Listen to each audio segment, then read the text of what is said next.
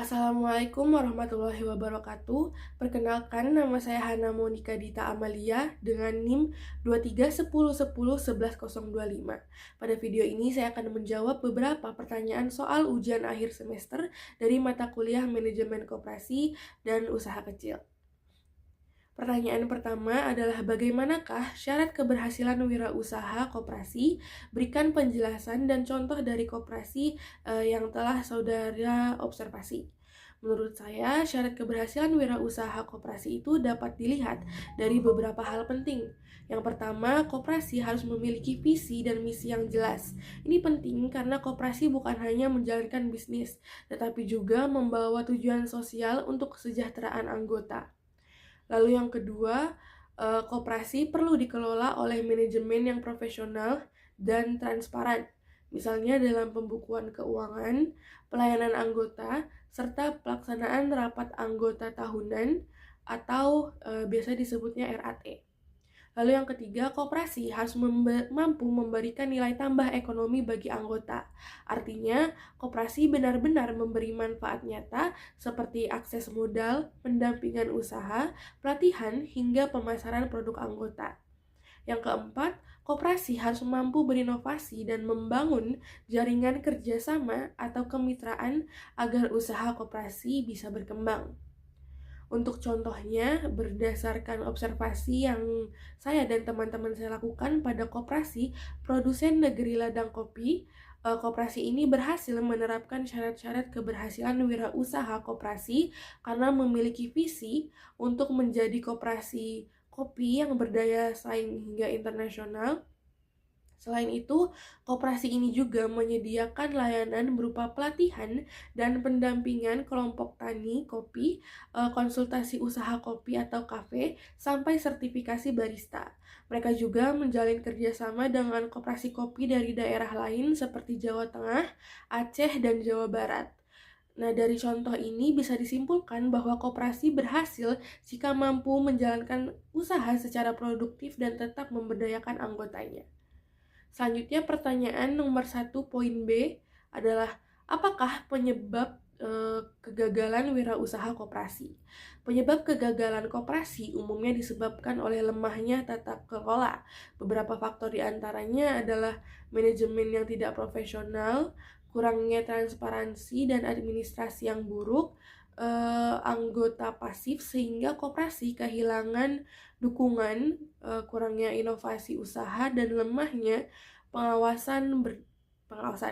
Berdasarkan contoh pada koperasi negeri ladang kopi, tantangan yang mereka hadapi misalnya adanya ketidakkonsistenan kualitas biji kopi karena faktor manusia ataupun tanaman, serta keterbatasan teknologi dan digitalisasi.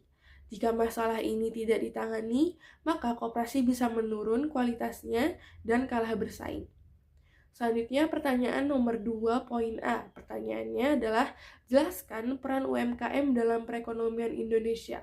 UMKM memiliki peran yang sangat penting karena menyerap tenaga kerja dalam jumlah besar, selanjutnya mengurangi pengangguran dan kemiskinan, menggerakkan ekonomi daerah, serta meningkatkan produktivitas dan kreativitas masyarakat. Contohnya adalah UMKM olahan apel di Kota Batu. UMKM ini membantu meningkatkan nilai tambah dari apel lokal menjadi olahan seperti sari apel dan makanan ringan. Dengan begitu, UMKM tidak hanya mendukung sektor perdagangan, tetapi juga mendukung pertanian dan ekonomi lokal. Selanjutnya pertanyaan nomor 2.B adalah jelaskan kelebihan koperasi dan UMKM dibandingkan dengan perusahaan biasa seperti PT dan CV dan lain-lainnya.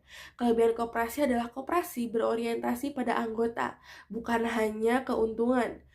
Keputusan koperasi bersifat demokratis karena satu anggota memiliki satu suara, dan keuntungan atau SHU dibagikan berdasarkan partisipasi anggota. Sedangkan UMKM memiliki kelebihan seperti fleksibel, mudah beradaptasi, membutuhkan modal lebih kecil, serta mampu menangkap peluang pasar lokal secara cepat. Berbeda dengan PT atau CV yang cenderung lebih fokus pada keuntungan perusahaan dan struktur organisasi yang lebih kaku. Selanjutnya pertanyaan nomor 2, poin C adalah jelaskan permasalahan yang dihadapi oleh UMKM saat ini. Permasalahan UMKM cukup kompleks, misalnya keterbatasan modal, pemasaran yang masih kurang, SDM yang masih belum berkembang, dan minim teknologi digital, serta manajemen dan administrasi usaha yang belum rapi. Dalam contoh UMKM olahan apel Kota Batu, permasalahan yang muncul adalah keterbatasan modal, rendahnya kemampuan teknologi dan promosi, dan masih lemahnya pemasaran.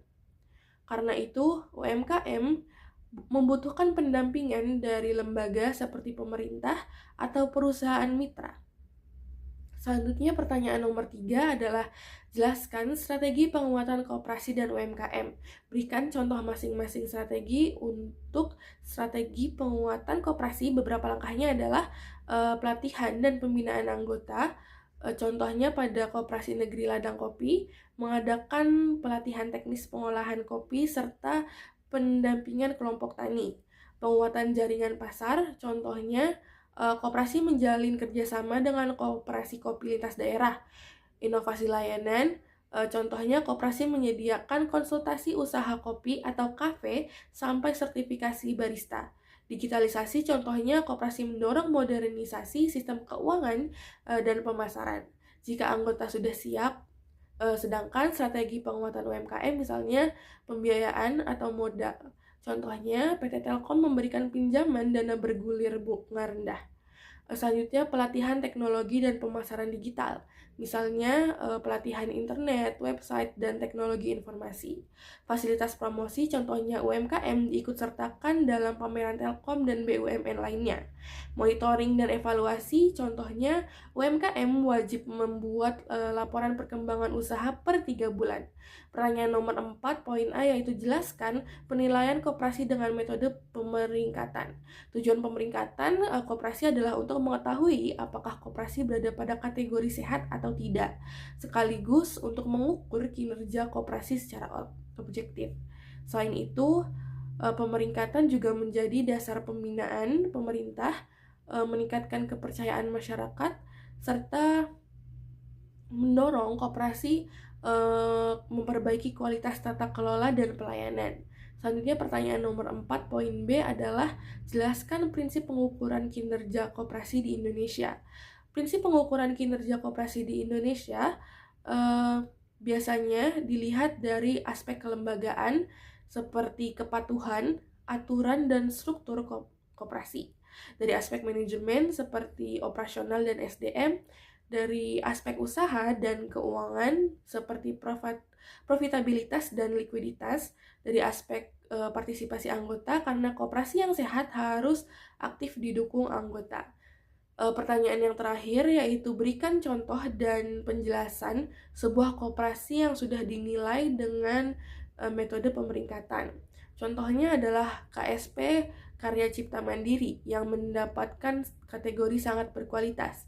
Koperasi ini dinilai unggul karena pengelolaan simpan pinjam berjalan dengan stabil, tingkat pengawasan kredit baik, serta modal diperkuat dengan cara tidak semua laba dibagikan, namun diputar kembali untuk keberlanjutan koperasi. Selain itu, partisipasi anggota juga tinggi dan disiplin dalam memenuhi kewajiban. Sekian dari saya. Semoga jawabannya cukup memuaskan. Wassalamualaikum warahmatullahi wabarakatuh.